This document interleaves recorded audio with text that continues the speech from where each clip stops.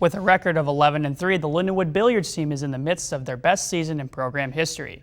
The team's final stop is the Collegiate National Championships, and the preparations are well underway. While it snowed in St. Charles throughout the entire morning, by the time the afternoon rolled around, warmer temperatures moved in along with high winds. For this year's Sibley Day celebration, over 40 different events were included on the schedule. The Lindenwood Campus Activities Board has hosted Evans Unlocked since 2013. According to organizers, it has grown to become the most popular event on campus. To commemorate the school's founders, George and Mary Sibley, campus clubs and organizations, along with members of the local community, were invited to participate in the event. This marks the fourth consecutive year the billiards program has had members of its team qualify for the national championships. 9 members of the team will travel to Phoenix, Arizona later this summer to take part in the competition. Several buildings along Main Street in St. Charles have recently received renovations. Working closely with the city as well as the Historical Society, these buildings have been retrofitted to fit in with the time period of the street. The Highland Arena was packed with Lindenwood fans as the gymnastics team looked to make program history. After winning last year's national championship, the Lions were determined to prove themselves once again. The Campus Activities Board hosted its annual Evans Unlocked event to wrap up another academic year at Lindenwood University. The organization took over the Commons area from 7 p.m. until 2 a.m. to provide a night of fun for the student body.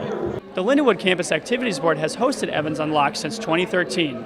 According to organizers, it has grown to become the most popular event on campus. The event lasted for a total of 7 hours, but a far more significant amount of time went into the planning process. We've been planning this event for months, so we definitely thought hard about what would be best for the students. So we got a hypnotist because that always goes over well. We have caricatures, we have inflatables, we have Ant-Man showing upstairs.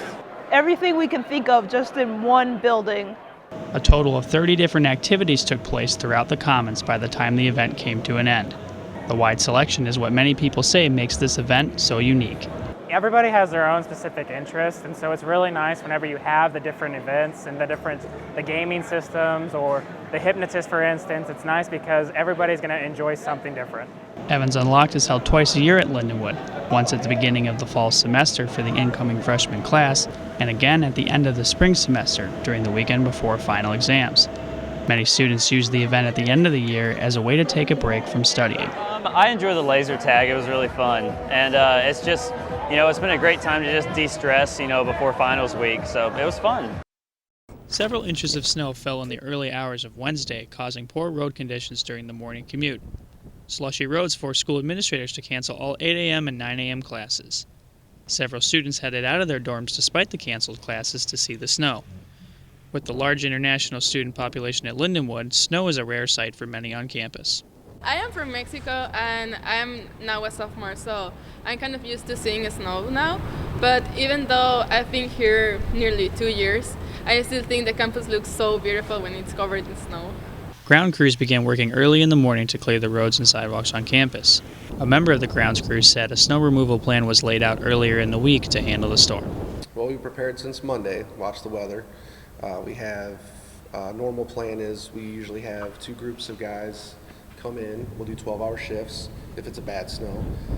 We lucked out today, but what we did was we had one crew of guys come in at 4 in the morning, and then the other group of guys came in, were either on call or came in at 7. The weather took an interesting turn shortly after the campus was cleared. While it snowed in St. Charles throughout the entire morning, by the time the afternoon rolled around, warmer temperatures moved in along with high winds. The wind brought down several limbs across campus. The falling limbs did not cause any damage, according to the grounds crew. With temperatures climbing over 50 degrees, the snow began to quickly melt. By the end of the day, the majority of the snow was gone. The Lindenwood Billiards team has returned to the national spotlight once again after yet another successful season. Several members of the team have qualified for nationals and are preparing to defend their reputation as some of the top players in collegiate billiards. This marks the fourth consecutive year the billiards program has had members of its team qualify for the national championships. 9 members of the team will travel to Phoenix, Arizona later this summer to take part in the competition. Senior Kelly Zahn qualified for nationals earlier this year and has competed in 2 previous championships. She says it takes more than just outshooting your opponent to be successful at the tournament. I think the atmosphere of being at nationals makes it harder on myself as a player, since since billiards is such a mental sport. Two-time defending national champion Landon Shuffett is familiar with the pressure at Nationals. Compared to the other tournaments the team competes in, he says Nationals is on a whole different level. Every event, every tournament kind of has its own set of, you want to win and whatever, but yeah, Nationals is on, it's all on its own. The stakes at Nationals may be high, but Zahn says there is no better place than her team practices to prepare for the challenge. If I could recreate a national level kind of atmosphere, I'd just have to go to practice, honestly, because, we have Landon, who's national champion, Brianna's national champion, everyone else on this team is, their level of play is really great. So, I just come here and it's like, I got to play my best, just like I would at Nationals. Coming up on LUTV News, a major intersection has reopened after a fatal crash this weekend. We have the details. And the Daniel Boone Bridge comes down in dramatic fashion. Take an up-close look at the demolition footage. Plus, the University of Missouri will close 2 dorms on its campus. Find out why. Those stories plus sports, weather, and more straight ahead on LUTV News.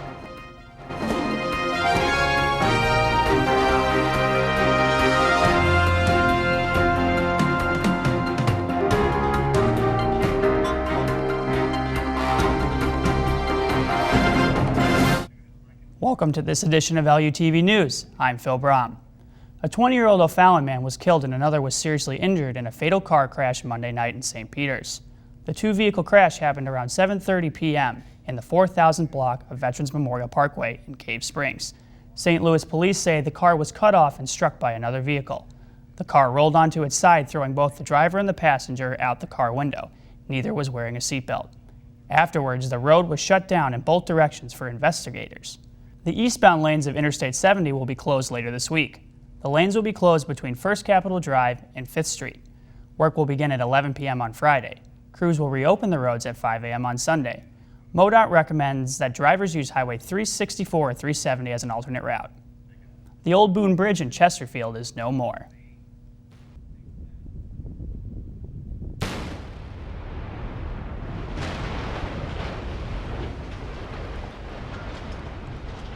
The Missouri Department of Transportation demolished the second half of the old Boone Bridge on Monday morning. Interstate 64 was closed between Boone's Crossing and Highway K at 10 a.m. in preparation for the blast. Segments of the bridge were dropped into the Missouri River and were later removed, but with cranes. Funding for public schools has taken a step forward in the Missouri House. The Budget Committee passed a spending plan on Wednesday that will provide around $69 million in aid for K-12 schools. The plan also includes $10 million for performance funding for higher education. Education officials say the plan is still well below the $85 million budget that Governor Jay Nixon recommended. Laws Hall and Lathrop Hall will be closed due to a declining enrollment. A university spokesperson said closing the dorms will leave the school with 680 less beds and save the university around $200,000 per year. The halls are already scheduled to be closed for demolition in January of 2017. The university estimates freshman enrollment will decline by 900 or more students this fall. Straight ahead on LUTV News, get an inside look to the life of a DEA officer who has one goal: to end heroin addiction. See the work he's done for St. Charles County coming up next.